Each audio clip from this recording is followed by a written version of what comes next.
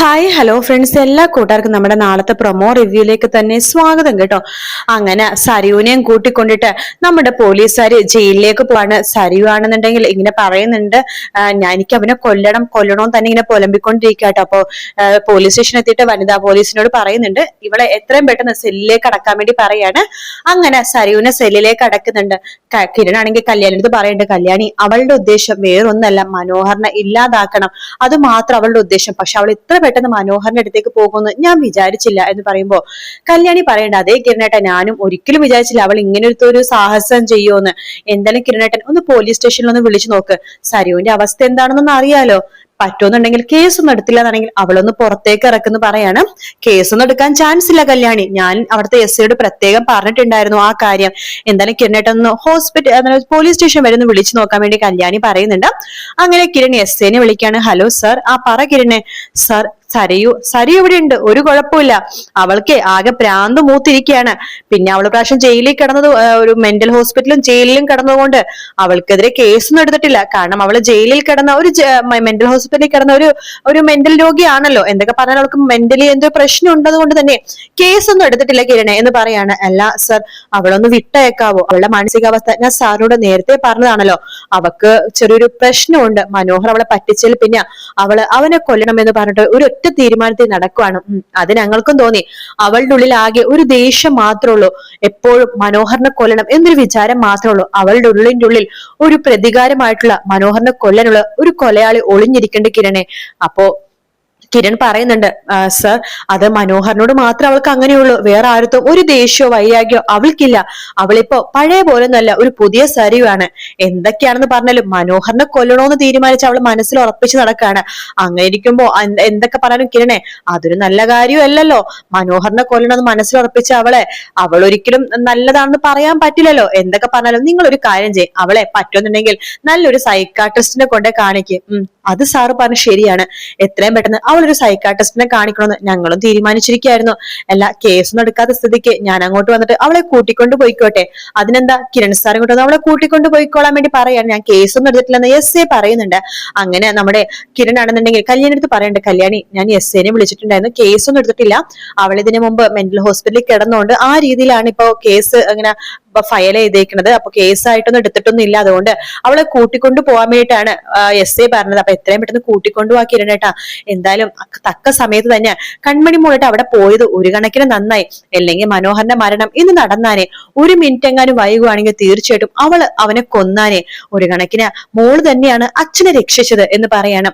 കിരൺ പറയുന്നുണ്ട്, അത് നീ പറഞ്ഞ ശരിയാ കല്യാണി.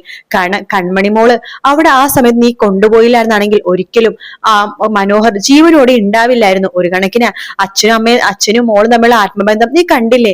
അത് തന്നെയാണ് ഞാൻ പറഞ്ഞത്. അവന് കുഞ്ഞിനോടുള്ള പോലത്തെ ഒരു ഇഷ്ടം കുഞ്ഞിന് അവനോടുണ്ട്. അതുകൊണ്ട് തന്നെയാ ഇതൊക്കെ ഇങ്ങനെ സംഭവിച്ചത്. എന്തായാലും കിരണേട്ടനൊന്ന് മനോഹറിന്റെ കാര്യങ്ങളൊക്കെ ഒന്ന് അന്വേഷിക്ക്. ശേഷം ജയിലിൽ പോയിട്ട് അവൾ ഒന്ന് റിലീസ് ചെയ്തിട്ട് വാ എന്ന് പറയാണ്. ശരി കല്യാണി, ഞാൻ പോയിട്ട് വരാം എന്ന് പറഞ്ഞിട്ട് കിരൺ അവിടെ നിന്ന് ഇറങ്ങുവാട്ടോ. അതിനുശേഷം നേരെ ജയിലിലേക്കാണ് പോണത്. അപ്പോ എസ് ഐ പണ്ട്, ആ കിരണോ എത്തിയോ, വാ ഇരിക്കുന്നു പറയാണ്. അല്ല, ഞാൻ പറഞ്ഞ കാര്യത്തെ കുറിച്ച് ആലോചിച്ചോ? മെന്റൽ ഹോസ്പിറ്റലിൽ കാണിക്കുന്ന കാര്യമില്ല സർ, അത് ഞങ്ങൾ നേരത്തെ തീരുമാനിച്ചതാണ്. അത് എത്രയും പെട്ടെന്ന് കാണിക്കണം. കാരണം അവൾക്ക് ഇപ്പോഴും പക അടങ്ങിയിട്ടില്ല. ഇവിടെ കൊണ്ടുവന്നപ്പോഴും എന്തൊക്കെയോ പൊലമ്പിക്കൊണ്ടിരിക്കുകയാണ് അവള്. ഇപ്പോഴും മനസ്സിന് അവൾക്കൊരു സമാധാനം കിട്ടിയിട്ടില്ല എന്ന് പറയാണ്. സർ, ഞാൻ അവളെ കൂട്ടിക്കൊണ്ട് പോയിക്കോട്ടെ? അവള് എന്തൊക്കെ പറഞ്ഞാലും ഞങ്ങൾക്കൊക്കെ ഇപ്പൊ പഴയ പോയൊന്നും അല്ല സർ, ഭയങ്കര സ്നേഹമാണ്. മനോഹറിനെ കൊല്ലണമെന്നൊരു വിചാരം മാത്രമേ അവൾക്കുള്ളൂ. അവൾക്ക് ജീവിക്കണമെന്ന് പോലുമില്ല. അവളുടെ കുഞ്ഞ് എന്റെ അച്ഛന്റെ അമ്മയുടെ കയ്യില് അവളെ ഏൽപ്പിച്ചേക്കണത്. ഞങ്ങളൊക്കെ അവളുടെ കുഞ്ഞിനെ നോക്കുമെന്ന് അവൾക്ക് നന്നായിട്ട് അറിയാം. പിന്നെ അവളുടെ രണ്ടമ്മമാരും സുഖമായിട്ടും സമാധാനമായിട്ടും ഞങ്ങളുടെ വീട്ടിൽ തന്നെയാണല്ലോ നിൽക്കുന്നത്. അപ്പൊ അതുകൊണ്ട് അവൾക്ക് മരിക്കാൻ ഒരു ഭയവും ഇല്ല സർ. മനോഹറിനെ കൊന്നിട്ട് അവൾക്ക് മരിക്കേണ്ടി വന്നാലും അവൾക്കൊരു പ്രശ്നമില്ല. ആ ഒരു മൈൻഡില സരിയു ഇപ്പൊ ജീവിക്കണത്. അതെനിക്ക് മനസ്സിലാക്കിരണേ. എന്തായാലും താൻ ഇതിലൊരു ഒപ്പിട്ടിട്ട് സരിയുവിനെ കൂട്ടിക്കൊണ്ടു പോയിക്കോ എന്ന് പറയാണ്. അങ്ങനെ കിരൺ അതിലെ രജിസ്റ്ററിൽ ഒപ്പിട്ടതിന് ശേഷം സരിയുവിനെ വനിതാ പോലീസ് വിളിച്ചോണ്ട് വരുന്നുണ്ട്. സരിയു ആകെ ചമ്മി നാണം കെട്ടി ഇങ്ങനെ നിൽക്കുവാട്ടോ. നീ കാറിലേക്ക് കയറ് എന്ന് പറഞ്ഞിട്ട് കിരൺ സരിയുവിനെയും കൂട്ടിക്കൊണ്ട് കാറിലേക്ക് സരിയുവിനെ കാറിൽ ഇരുത്തായിട്ട് ചോദിക്കേണ്ട, സരിയു നീ എന്ത് പരിപാടിയാണ് ഈ കാണിച്ചത്? നിന്നോട് ഞാൻ പറഞ്ഞില്ല ഹോസ്പിറ്റലിൽ പോകരുത്, അവിടെ പോലീസ് ചെക്കിംഗ് ഉണ്ട്, അതുണ്ട് ഇതുണ്ടെന്ന്. എന്നിട്ട് ഞാൻ പറഞ്ഞത് അനുസരിക്കാതെ നീ പോയല്ലേ എന്ന് ചോദിക്കുമ്പോ, കിരണേ, എനിക്ക് അവനെ കൊല്ലാതെ ഒരു സമാധാനം ഇല്ല. എനിക്ക് അവൻ ജീവിച്ചിരുന്ന ഒരു സമാധാനം ഇല്ല കിരണേ. അതുകൊണ്ടാ ഞാൻ പോയത്. ഇനി എന്നോട് പറയാതെ നീ ഒന്നും ചെയ്യരുത് എന്ന് കിരൺ സരിയുവിനോട് പറയാണ്. അതേസമയം നമ്മുടെ ഗംഗപ്രസാദ് ആണെങ്കിൽ മൂപ്പന്റെ ആ ഒരു വൈദ്യശാല ഇങ്ങനെ കിടക്കുവാട്ടോ. കൂടെ അമലും ഉണ്ട്. അമലു ഗംഗപ്രസാദിന്റെ കയ്യിലും കാലിലൊക്കെ തൈലമൊക്കെ തേച്ച് പച്ചമരുന്നൊക്കെ തേച്ച് പിടിപ്പിച്ചുകൊണ്ടിരിക്കുകയാണ്.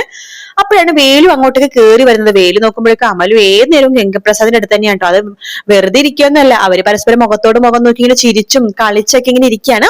വേലുവിനെ കാര്യം മനസ്സിലായി. അമലുവിന്റെ മനസ്സ് ഗംഗപ്രസാദ്, അതായത് വിനായകൻ കവർന്നെടുത്തിട്ടുള്ള കാര്യം വേലുവിനെ മനസ്സിലായിട്ടോ. അത് കണ്ട് ദേഷ്യത്തോടെ വേലു മൂപ്പനോട് പറയണ്ട്, അമ്മാവ എനിക്കൊരു കാര്യം മനസ്സിലായി.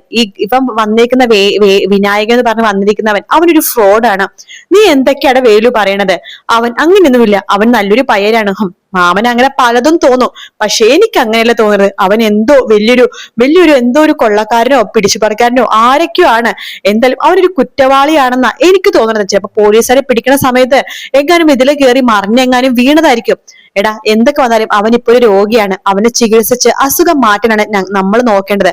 അവൻ അന്വേഷിച്ചപ്പോ പോലീസുകാരും ഫോറസ്റ്റിലെ ആൾക്കാരും വരും. ആരൊക്കെ വന്നാലും അവനെ ഒറ്റിക്കൊടുക്കരുത്. വേലു, എനിക്ക് നിന്നെയാണ് പേടി. നീയാണ് അങ്ങനത്തെ പരിപാടിയൊക്കെ ചെയ്യുള്ളൂ. മാമ എന്തൊക്കെ പറഞ്ഞാലും എനിക്ക് മാമനോട് ഒരു കാര്യം പറയാനുണ്ട്. നമ്മള് പാല് കൊടുക്കുന്നത് പാമ്പിനെയാണെന്ന് എന്ന് മാമൻ ആലോചിച്ചാൽ കൊള്ളാം. ഒരു ഇതുമില്ലാതെ പ്രായപൂർത്തിയായ അമലുവിനെ എന്തിനാ അവന്റെ റൂമിലേക്ക് എപ്പോഴും വിടുന്നത്? എടാ, അവന് സുഖമില്ലാതെ കിടക്കയില്ലേ? ഇവിടെ അവനെ നോക്കാൻ ഒരുപാട് പേരില്ലേ? അല്ലെങ്കിൽ ഞാനില്ലേ? അപ്പൊ നിനക്ക് വേലക്ക് പോകണ്ടേ? വേലക്ക് പോയാലും തിരിച്ചു വരുമ്പോ ഞാൻ നോക്കിക്കോളാം. അതുവരെ മാമന് നോക്കിക്കൂടെ? അല്ലെങ്കിൽ മാമിക്ക് നോക്കിക്കൂടെ? നീ ഇത്രയും പോസിറ്റീവ്നെസ് ആവില്ലതേ. ഇതൊന്നും അമലുവിന് ഇഷ്ടപ്പെടുന്നില്ല കേട്ടോ. ഞാൻ എന്തായാലും അവനൊന്ന് പോയി കാണട്ടെ എന്ന് പറഞ്ഞിട്ട് വേലു അകത്ത് പോവാണ്. അമലു, എന്താ ഇത്? ഏത് നേരം നീ ഇവന്റെ കൂടെയാണല്ലോ. പിന്നെ വിനായകേട്ടൻ ഇങ്ങനെ കിടക്കുവല്ലേ, വിനായകേട്ടന്റെ കാര്യങ്ങളൊക്കെ നോക്കണ്ടേ? അത് മാത്രല്ല, വിനായകേട്ടൻ എപ്പോഴും ഒരാള് കൂടെ തന്നെ വേണമെന്നാ അച്ഛൻ പറഞ്ഞിരിക്കുന്നത്. പിന്നെ ഒരു ദിവസം 4-5 പ്രാവശ്യം മരുന്നൊക്കെ കയ്യിലും കാലിലൊക്കെ തേച്ചു കൊടുക്കണം.